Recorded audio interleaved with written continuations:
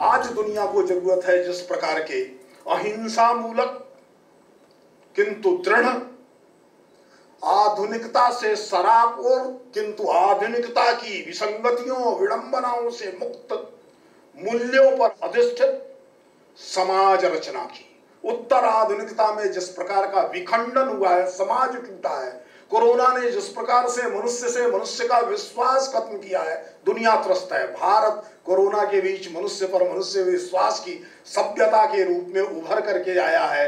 यह अकादमिक दृष्टि से भी विस्तृत हो, विश्वविद्यालयों में इसका बहुतर विस्तार हो, इसके जो भी अच्छे पक्षाएं हैं हम उनको किस प्रकार से समाज में ले जाएंगे और श्रेष्ठ मनुष्य बनाने की अपनी शैक्षिक जिम्मेदारियों को पूरा करेंगे, इस दृष्टि से वो भी आज गांधी प्रतिमा के समक्ष एक दीप जलाएंगे और हम सब मिलकर के आलोकित करेंगे युवाओं के जीवन को और समाज में जहां कहीं अंधेरा है।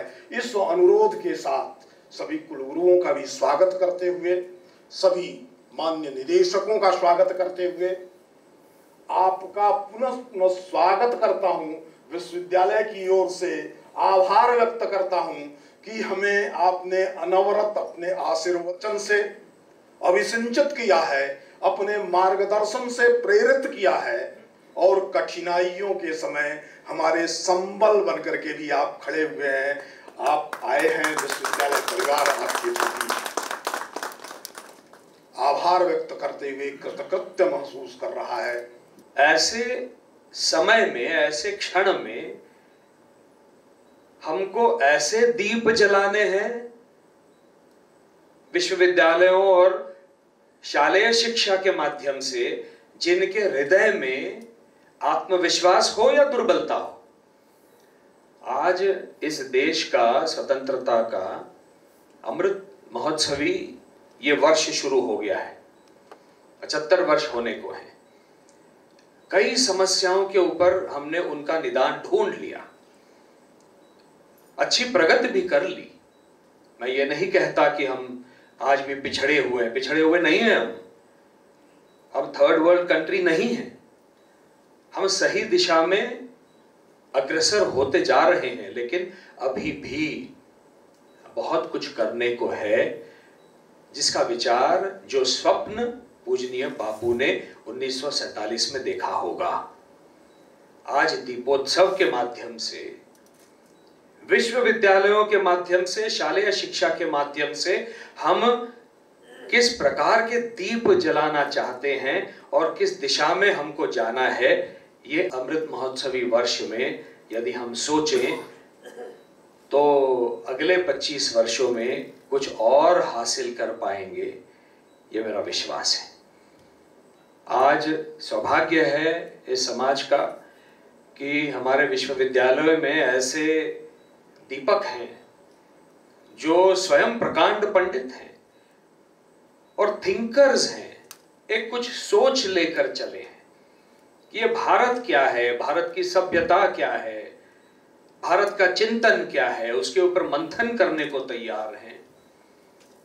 क्योंकि यही सभ्यता, यही संस्कृति हमको, इसी सभ्यता ने और संस्कृति ने विश्व गुरु बनाया था। अब पुनः एक बार विश्व गुरु बनाना है इस देश को, और वो हम तभी बना पाएंगे जब विद्यालयों से और महाविद्यालयों से, विश्वविद्यालयों से भारत के ऐसे दीपक निकलेंगे जिनके मन में आत्मविश्वास होगा। असत से सत्य के ओर जाने की यात्रा जो है गांधी जी ने हमें दिखाया है।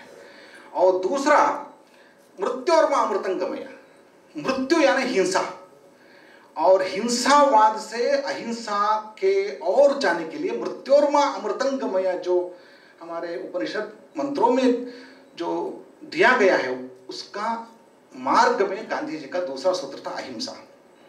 और तीसरा एक सूत्र जो बीच में है, उसको हमें खड़ा करना है कि सत्य और अहिंसा के बारे में बात करते हैं तो तीसरा भी सूत्र है तमसो मा ज्योतिर्गमय। अंधकार जो हमारे अंदर बाहर अंधकार खड़ा हो गया है, जब तक हम अंधकार से दूर होकर ज्योतिष का, दीप का प्रज्वलन नहीं करते हैं, तब तक हम असत्य से सत्य के ओर और मृत्यु से अमृत के ओर नहीं जा सकते। तो पहला स्टेप जो है वो है दीप की ओर जाना। अग्नि नाशक भी होता है और सृष्टा भी होता है। अग्नि के बिना सृष्टि भी नहीं होती है, अग्नि के बिना नाश भी नहीं होता है। तो नाश करना है तो अग्नि का उपयोग करना है, सृष्टि करनी है तो अग्नि का उपयोग करना है। यहां अग्नि को आग करते हैं या अग्नि को दीप बनाते हैं, हमारा चॉइस है। अग्नि को अंतर्राष्ट्रीय हिंदी विश्वविद्यालय में दीप के रूप में उन्होंने स्वीकारा। आज हम दीपोत्सव मनाने जा रहे हैं। ये तमसो मां ज्योतिर्गमय। तब हमारा अंदर बाहर जितने भी तम है, जितने भी अंधकार है, वो दूर हो जाता है। धीरे धीरे हम असत्य से सत्य की ओर और मृत्यु से अमृत की ओर जाएंगे। भारत अमृत महोत्सव के ओर जाएगा, अमृत महोत्सव के द्वारा अमृत की ओर जाएगा। नई शिक्षा नीति की बात आई है, गांधी जी का नई तालीम हम फिर से शुरू कर रहे हैं। धन्यवाद, नमस्कार। सारे समाज के लिए सोचना, अपने घर परिवार से ऊपर उठ करके सोचना और उन भारतीय जीवन मूल्यों के लेकर चलना, ये गांधी जी की विशेषता थी। और इसी सत्य अहिंसा के बल पर उन्होंने इतनी विजय प्राप्त की और आज सारी दुनिया इसीलिए गांधी जी की ओर देख रही है, माने भारत की ओर देख रही है। और उस भारत के लिए जो उन्होंने अभी नई तालीम बोले थे, यानी कितनी उस समय खादी ये वो सब उन्होंने शुरू किया। क्यों किया?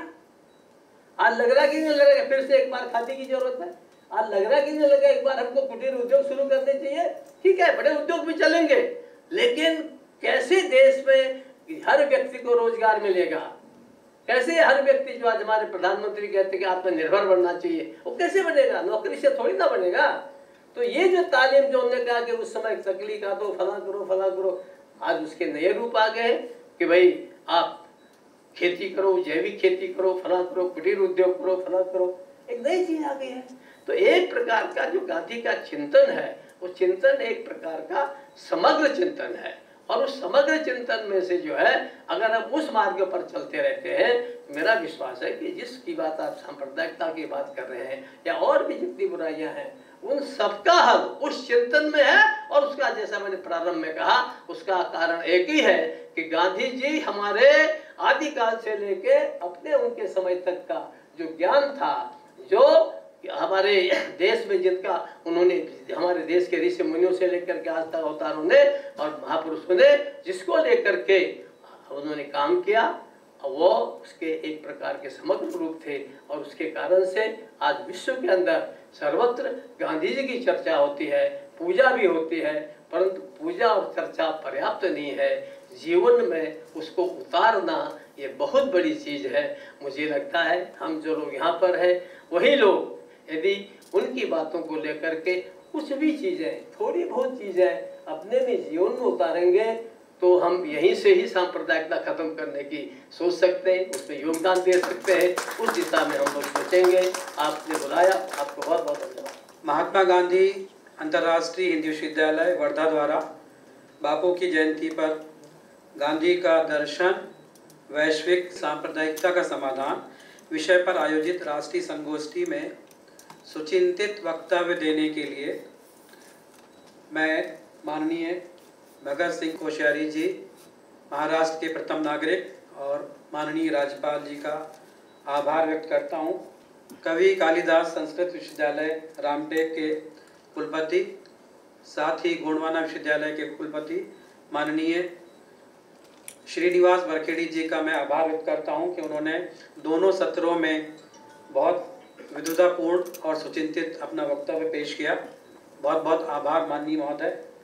आधुनिक महाभारत के श्री कृष्ण जो विश्वविद्यालय परिवार के बीच में होने पर सहज, सरल और फील एट होम महसूस करने का संदेश दिए, जिन्होंने, मैं उनके प्रति बहुत बहुत आभार और बहुत बहुत साधुवाद प्रकट करता हूँ।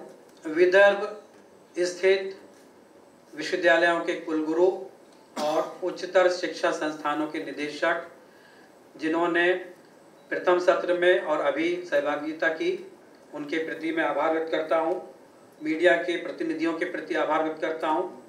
जिला प्रशासन और पुलिस प्रशासन के लिए, उनके सहयोग के लिए आभार व्यक्त करता हूँ। इस सदन में उपस्थित सभी विश्वविद्यालय परिवार के सभी सदस्यों और आभासी माध्यम से जुड़े सभी लोगों का मैं आभार व्यक्त करता हूँ। अंत में इस आयोजन के शिल्पकार माननीय कुलपति महोदय का मैं आभार व्यक्त करता हूँ और सभी उन लोगों का जो पर्दे के पीछे इस कार्यक्रम को सफल बनाने में सहयोग जिन्होंने दिया है, मैं सभी के प्रति आभार और कृतज्ञता ज्ञापित करता हूँ। धन्यवाद।